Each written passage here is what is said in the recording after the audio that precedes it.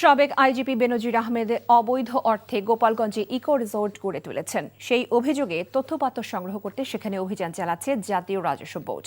মঙ্গলবার সকালে গোপালগঞ্জের সদর উপজেলার বৈরাগীটোল গ্রামে ৬২১ বিঘা জমির উপর নির্মিত সাভানা ইকো রিসোর্টে অভিযান শুরু করে জাতীয় রাজস্ব বোর্ডের সেন্ট্রাল ইন্টেলিজেন্স সেল। কর্মকর্তারা জানান, Savannah eco resort and natural পার্কের বিনিয়োগের নথি, আয় ব্যয়ের যাবতীয় হিসাবপত্র ও কম্পিউটারের হার্ড ডিস্কের তথ্য সংগ্রহ করা হচ্ছে।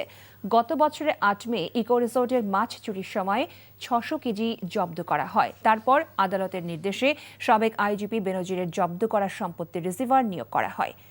বিশাল এলাকা জুড়ে ইকো রিসোর্টের পার্কের ভেতরে রয়েছে রিসোর্ট, লেক, সুইমিং পুল। সরকারি চাকুরি করে কিভাবে এত বিত্ত বৈভবের মালিক হলেন বেনজির আহমেদ, সেই প্রশ্নের উত্তর খুঁজতেই এই অভিযান বলে জানান রাজস্ব বোর্ডের কর্মকর্তারা। গোপালগঞ্জের সাবেক আইজি বেনজির আহমেদের রিসোর্টের এনবিআর অভিযান চালাচ্ছে এবং সেখানে আছেন আমাদের সহকর্মী নিয়ামুল আজিজ সাদেক। তিনি যুক্ত হচ্ছেন আমাদের সাথে। সাদেক, অভিযানের কি খবর আছে এই মুহূর্তে আপনার কাছে?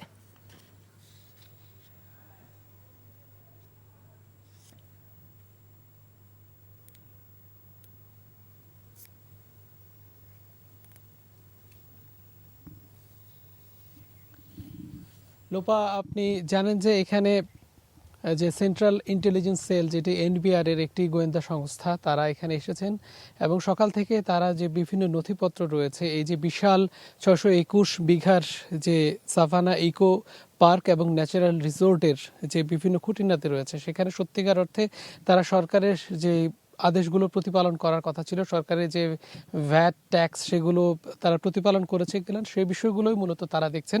এখানে ওয়াকিল আহমেদ এবং ইকবাল তার নেতৃত্বে মূলত ১৫ সদস্যের টিম দেখাশোনা করছে। তারা বিভিন্ন জায়গাগুলো ঘুরে দেখছেন।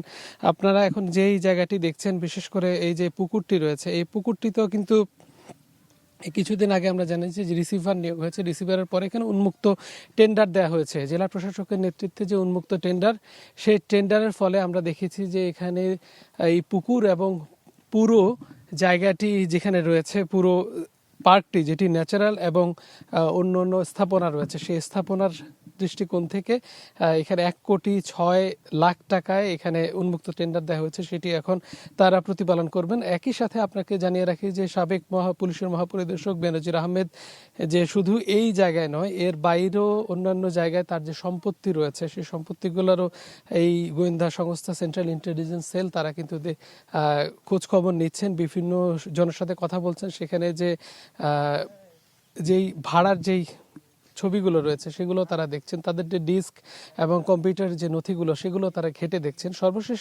আমাদেরকে একটি তথ্য তারা জানাবেন যে এখানে কতটুকু ভ্যাট ট্যাক্স দেওয়া হয়নি সরকারের, এবং তারই সাথে এখানে সরকারের অন্যান্য যে পাওনা রয়েছে, সেটি কোনো ঘাটতি আছে কিনা, সেই বিষয়টি আমাদেরকে জানাবেন। এর আগে আপনি নিশ্চয়ই জানেন ২০২২-২৪ অর্থ বছর ২০২২-২৪ সালে ২০২০ থেকে ২২ সালে ২ বছর পর্যন্ত মহাপরিদর্শক থাকা অবস্থায় এখানে জায়গাগুলো অবৈধভাবে দখল করেছেন বলে অভিযোগ আছে, যেখানে সংখ্যালঘুদের জমি রয়েছে, অন্যান্য স্থানীয় যারা রয়েছে তাদেরও জমি রয়েছে। এই ধরনের কথা বারবারই বলা হচ্ছিল। আমরাও আজকে এখানে এসেছি এবং দেখেছি যে এখানে বলা হচ্ছে, এর আগে দুদক অভিযান করেছে। দুদক বলেছে যে এখানে যে সেবা সংস্থাগুলো আছে, সেবা সংস্থাগুলো তারা তাদেরকেও অত্যন্ত মানে এক প্রকার জোর করে কিন্তু এখানে নিয়ে আসা হতো, এবং তাদের যে ইউটিলিটি বা অন্যান্য যে স্থাপনা, সেগুলো কিন্তু অনেকটা সরকারি খরচে দিয়ে দেওয়া হয়েছিল, যে কারণে বড় ধরনের একটি সরকারি অপচয় হয়েছে বলে তারা দাবি করছেন। এবং পরবর্তীতে জেলা প্রশাসক যখন এটি নিয়ন্ত্রণ নিয়ে নেয়, এখন সরকারিভাবে এটা উন্মুক্ত টেন্ডারের মাধ্যমে পরিচালিত হবে। আর সর্বশেষ খবর নিশ্চয়ই জানালে আপনাদেরকে জানাবো। গোপালগঞ্জ থেকে জানছিলাম এনবিআর এর অভিযানের খবর।